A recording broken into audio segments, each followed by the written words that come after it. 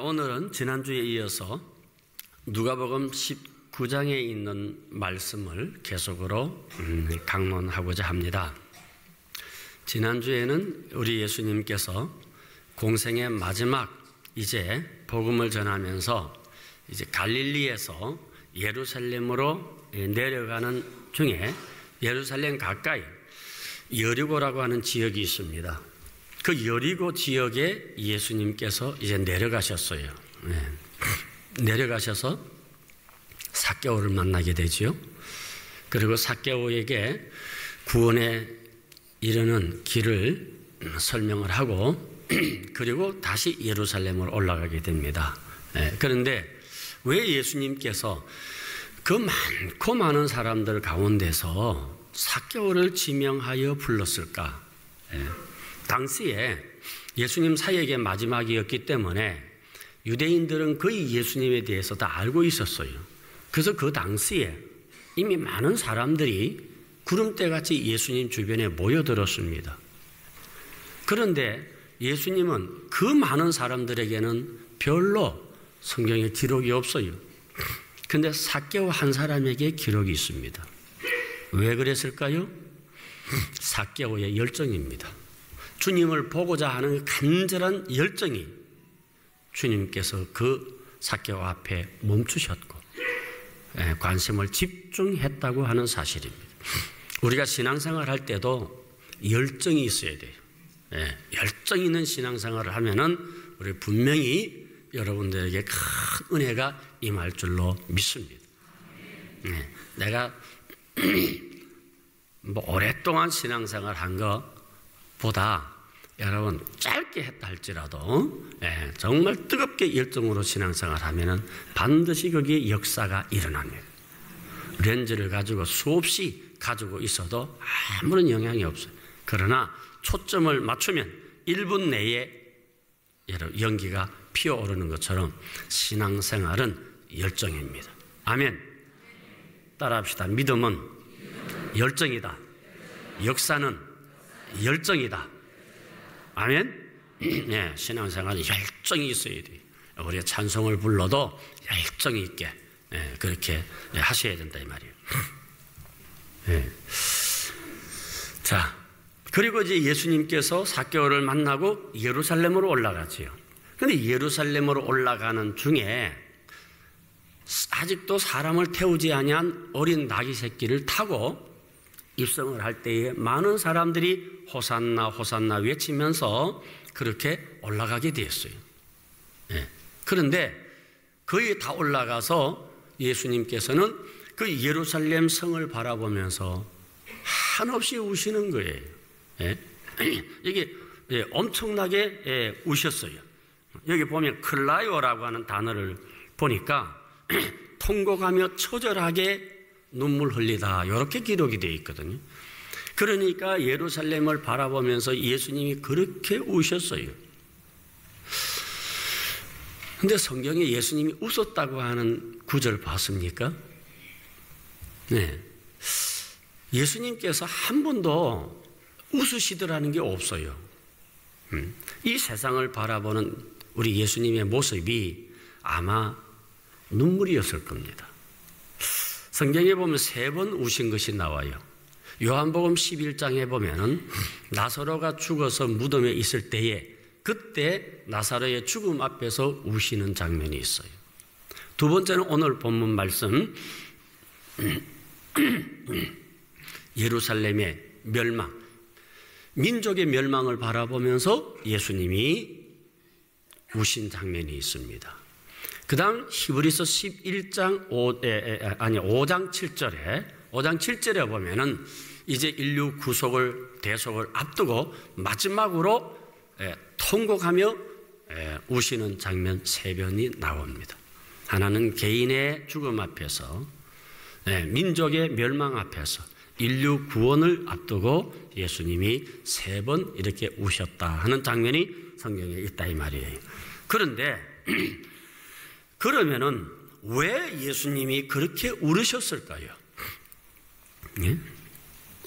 여러분, 예수님이 바라보는 예루살렘 성은 평화로웠어요. 살렘이라는 말이 뭐예요? 평화의 성이라는 거 아닙니까? 그 평화의 성을 바라보고 우셨어요. 겉으로 보기에는 금빛 찬란하게 아마 화려했을 것입니다. 또 예수님이 올라갈 때는 6월절입니다. 그러니까 전국에서 모여든 사람들이 그 예루살렘으로 모였기 때문에 축제의 장이었습니다. 그런 축제의 현장에서 예수님이 우셨다고 하는 것입니다. 이걸 왜 우셨을까요? 첫 번째, 평화를 몰랐어요. 자, 42절. 이르시되 너도 오늘 평화에 관한 일을 알았더라면 좋을 뻔하였거니와 지금 내 눈에 숨겨졌도다. 지금 유대인들은 평화의 성에 있지만은 실제로 평화를 몰랐다 이 말이에요. 왜 그런가? 평화의 주인 되신 예수님이 가도 모르셨잖아요. 이사야 9장 6절에 보면 이는 한 아기가 우리에게 낳고 한 아들을 우리에게 주신 바 되었는데 그의 어깨에는 정사를 메었고 그의 이름은 기묘자라 모사라 전능하신 하나님이라 영존하시는 아버지라 평강의 왕이라 할 것임이라. 이렇게 예수님께서 평강의 왕으로 오셨지만은 유대인들은 몰랐다고 하는 사실입니다. 자, 평화라고 하는 원어를 어원적으로 찾아보니까 이렇게 되어 있어요. 값을 지불함으로 거래가 종료되었다. 값을 지불했다. 무슨 말이냐 하면은 모든 계약 조건이 완결되었을 때 오는 평화. 그 말이다 이 말이에요. 그러니까 우리 예수님께서는 평화를 주시기 위해서 이 세상에 오셨죠. 그래서 요한복음 14장 27절에 보면은 평안을 너희에게 끼치노니 곧 나의 평안을 너희에게 주노라. 내가 너희에게 주는 것은 세상이 주는 것과 같지 아니하리니 너희는 마음에 근심하지도 말고 두려워하지도 말라. 네. 자, 예수님께서 우리에게 평화를 주셨다는 것. 세상이 주는 평화와 다르다 이럽니다. 이 세상에도 평화 있지요. 그러나 신뢰할 수 있나요? 그 다음에 두 번째. 자, 예루살렘의 멸망을 바라보면서 눈물을 흘리는 장면이 있어요. 43절, 44절. 날이 이를지라 내 원수들이 토둔을 쌓고 너를 둘러 사면으로 가두고 또 너와 및 그 가운데 있는 내 자식들을 땅에 메어치며 돌 하나도 돌 위에 남기지 아니하리니 이는 내가 보살핌을 받는 날을 알지 못함을 인함이니라 하시니라. 날이 이를지라. 여러분, 우리 인생에게는요, 다 그 인생에 날이 있어요. 예. 축복된 날도 있고, 심판의 날도 있고, 예. 이 역사도 마찬가지죠. 다 날이 있어요. 여기에 이 날이라고 하는 것은 심판의 날을 말하는 것이죠. 예. 그런데 이 주님이 예언하신 이 심판의 날이 정확하게 40년 후에 나타납니다. AD 70년에 이제 로마의 베스파시안 장군이 로마 그 예루살렘에 와서 전쟁을 하게 되지요. 그러다가 이제 네로 황제가 죽게 되죠. 네로 황제가 죽고 이 베스파시안 장군이 이제 로마의 황제가 되면서 그 아들 디도 장군이 예루살렘을 이제는 남아서 침공을 하게 되어서 완전히 포위가 되었어요. 포위가 됐는데 성경 말씀 그대로 감난산 쪽에서 예루살렘을 내려다보면서 흙을 메우기 시작했어요. 흙을 메웠어요. 그러니까 이 흙더미가 성 높이처럼 쌓여지니까 성은 저절로 함락이 되는 것이죠. 그래서 완전히 포위된 상태에서 그 당시에 얼마나 많은 사람들이 죽었는지, 전염병이 들끓고 마실 물이 없어가지고서 그래서 오염된 물을 먹고 양식이 없어서 심지어 자식을 삶아 먹고 이런 내용이 있어요. 이게 실제적으로 역사적으로 기록된 내용입니다. 누가 기록했느냐면 당시에 갈릴리 유대인 총사령관이었던 요세푸스라고 하는 사람이 그 베스파시안의 포로가 됩니다. 포로가 되었을 때에 근데 요세푸스가 베스파시안에게 장군님, 저는 유대 사령관이지만 또 역사를 연구한 사람입니다. 제가 아는 역사관을 보면은 장군님은 곧 로마의 황제가 될 것입니다. 그렇게 예측을 했습니다. 근데 그게 딱 맞아 떨어졌어요. 그래서 이 베스파시안이 이 요세푸스를 자기 아들 디도 장군의 통역관으로 두고, 그래서 이 요세푸스가 당시 디도 장군이 그 예루살렘을 점령할 그 당시의 사건, 그 시대의 상황, 역사, 문화를 총 7권의 책으로서 기록을 한 내용에 보면은, 요세푸스라는 책에 보면 이 내용이 나와 있는데 110만 명이 죽었어요. 그 성에서 110만 명이 죽고 10만 명은 로마의 노예로 끌려가서 경기장에서 그렇게 짐승의 밥이 되고, 여자들과 아이들 6천 명을 불태워 죽이는 정말 처절한 멸망이 예루살렘에 오게 된 것이죠. 그런데 이때에 그 성전을 불을 질렀는데 거기서 그 속에 있는 금들이 이렇게 바위 틈으로 스며들어 가지고 당시에 로마 군인들이 금을 캐기 위해서 돌 하나 돌 위에 남기지 않고 전부 파헤쳤었어요. 여러분, 주님의 예언의 말씀은 점 하나도 빈틈이 없어요. 그대로 이루어진다는 것을 여러분 깨닫기를 바랍니다. 그래서 얼마나 비참하게 예루살렘이 파괴됐는지 몰라요. 돌 하나 돌 위에 남지 아니하리라고 하는 주님의 예언이 그냥 파괴되는 것이 아니라 실제로 돌 하나 남기지를 않았어. 전부 돌을 들어가서 금을 캔다고, 금을 찾겠다고. 그것이 역사적으로 기록되어 있다니까요. 누가복음 13장 34절. 예루살렘아 예루살렘아, 선지자들을 죽이고 내게 파송된 자들을 돌로 치는 자여, 암탉이 제 새끼를 날개 아래 모음같이 내가 너희의 자녀를 모으려 한 일이 몇 번이냐. 그러나 너희가 원하지 아니하였도다. 예루살렘이 왜 멸망되었는지 여러분 아시겠죠?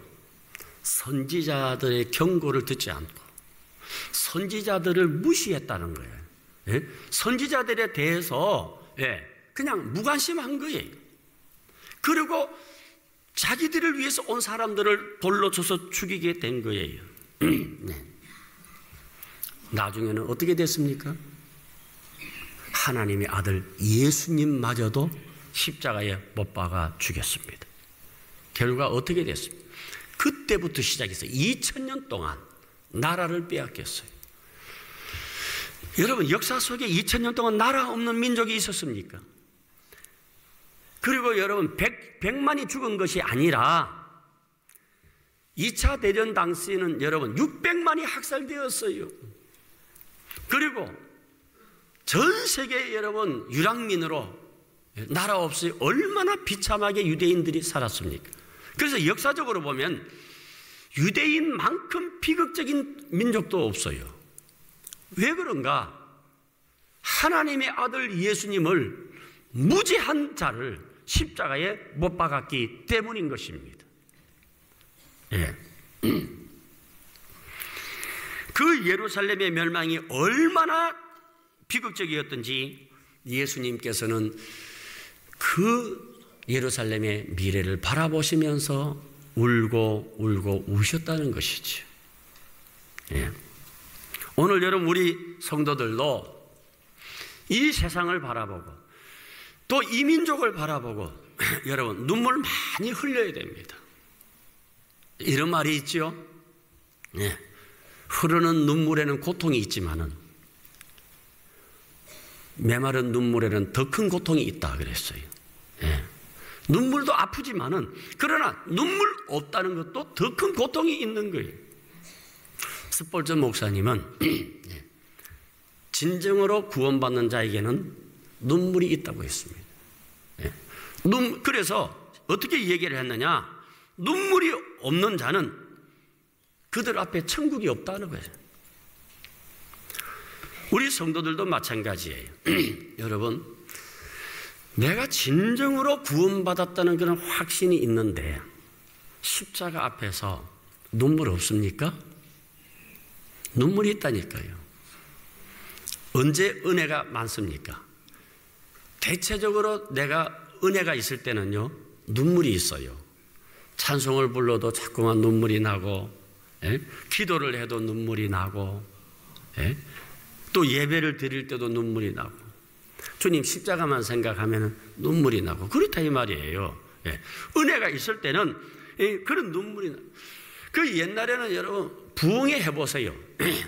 통곡이어서 집회하면은 통곡이었다니까. 그냥 점점 메말라가고 있어요. 점점 눈물이 메말라가고 있어요. 눈물이 있어야 돼요, 우리 성도들은. 내가 신앙생활 하면서 1년 동안 신앙생활 하는데 눈물이 한 번도 없다. 그거는 여러분 조금 지나치게 말해서 눈깔이요.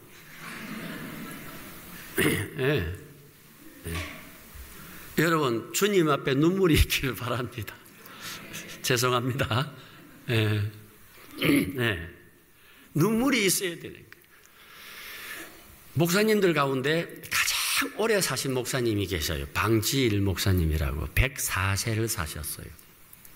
물었어요, 후배 목사님들이. 목사님 어떻게 그렇게 장수하셨습니까? 장수 비결이 어디 있습니까? 운동은 어떻게 하셨어요? 나 운동 안 했어. 음식도 많이 안 먹어. 그런데 어떻게 오래 사셨습니까? 눈물이야. 눈물. 주님 앞에 많이 울어. 그러면 장수해. 그래요. 여러분, 눈물이 장수하는 거예요. 그래서 여러분, 예수님께서 이 마음을 품어라. 너희는 이 마음을 품어. 곧 그리스도 예수의 마음이니. 그 예수님은 눈물이에요. 성경에 보니까 예수님이 웃으셨다는 게 없잖아요. 그렇죠? 예수님 웃으신 게 없어요. 그저 우신 거예요. 우리가 주님의 마음을 품고 한번 기도해 보세요. 교회를 품고 좀 기도해 보시고요. 이 민족을 가슴에 품고 기도해 보세요. 어떤가? 이건 눈물 아니에요. 통곡입니다. 통곡이라니까. 우리나라가 지금 어떤 현실인 줄 압니까? 여러분 OECD 국가 하면 무슨 말인지 알겠죠? 쉽게 말하면 제일 잘 사는 나라들 아닙니까? 그 OECD 국가 가운데 자살률 1위가 대한민국이에요. 근데 자살 중에도 청소년 자살 1위가 대한민국이에요. 오늘날 젊은이들이 삼포시대, 세 가지를 포기하는 시대라는데 지금은 또 바뀌었더라고요. 7포시대요. 그렇게 여러분 바뀌었어요. 청소년 음주량이 지금 세계 1위입니다. 독주 소비량이 세계 1위예요. 그것뿐입니까? 낙태 세계 1위예요. 그것뿐만 아니에요. 자동차 사고 세계 1위요. 저출산 세계 1위예요. 세계 2위가 뭔 줄 압니까? 성범죄예요.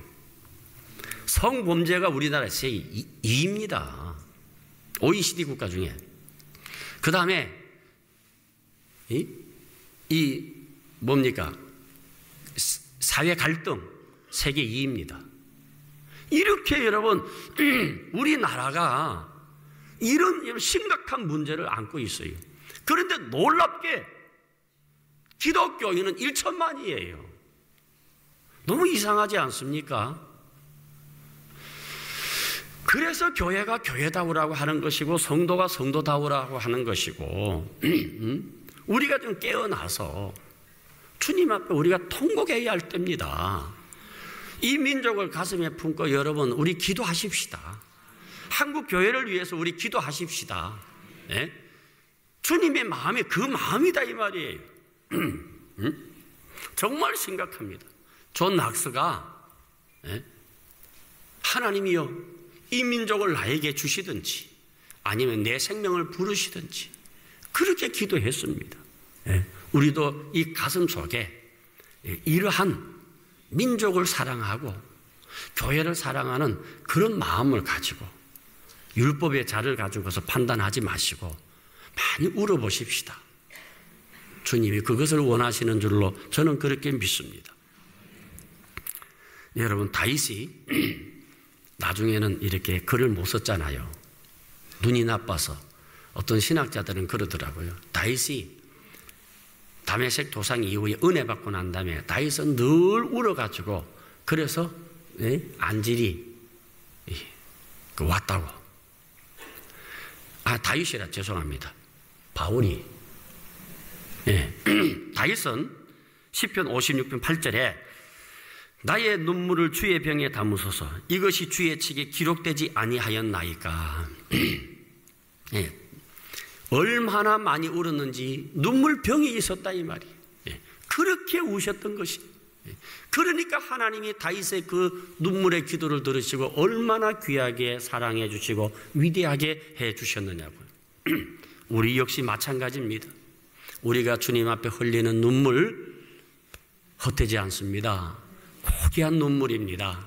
여러분 우리 예수 믿는 성도들이잖아요. 나만을 위해서 살면 안 돼요. 조금 여러분 생각을 넓혀주시고 교회를 바라보시고 이웃과 사회를 바라보면서 성도의 가치를 한번 다시 발견할 수 있는 여러분 되시기를 바랍니다. 그러면 분명히 우리가 흘리는 눈물에 주님께서 멈추십니다. 삭개옥에 멈추신 그 주님이 우리의 눈물 앞에 멈추셔서 응답해 주실 줄로 믿습니다. 여러분 가정을 위해서 기도하면 눈물이 있는 가정 주님이 권고하십니다. 여러분 자녀를 위해서도 이 사회를 위해서 눈물이 있으면 하나님이 지켜주십니다. 그 다음에 마지막으로 권고하시는 주님의 모습이 나타나죠. 44절에 보면 내가 보살핌을 받는 날을 알지 못한다. 44절에 또 너와 및 그 가운데 있는 내 자식들을 땅에 메어치며 돌 하나도 돌 위에 남기지 아니하리니 이는 내가 보살핌 받는 날을 알지 못함을 인함이니라 하시니라. 무슨 말입니까? 주님께서 이 보살핌을 받는다 권고하셨다. 주님께서 찾아오시고 기회를 주셨다 이런 뜻이에요. 그 본 뜻을 들여다보니까 그러니까 우리 주님께서 오셔서 얼마나 권고하셨습니까? 예루살렘아 예루살렘아 암탉이 자기 새끼를 날개 안에 품으려고 그렇게 한 적이 몇 번이더냐. 그렇게 너희를 보살피려 했지만 너희들이 원치 않았지 않았느냐. 그렇게 기회를 주었는데 안 돌아왔다는 거예요. 주님이 찾아와도 구원의 기회를 거절한 거지. 그러기 때문에 결국은 너희들이 매어침을 당하고 성은 파괴될 것이고 비극이 너희들에게 올 것이다. 그 안타까워하시는 모습이 오늘 여기 있다 이 말이에요. 오늘 이 말씀을 듣고 여러분 예루살렘을 바라보고 우신 것처럼 여러분들이 여러분의 자녀를 보고 우시고 이 민족을 보고 울어주시고 한국교회를 바라보면서 우는 우리 성도님 되시기를 주의 이름으로 간절히 부탁합니다.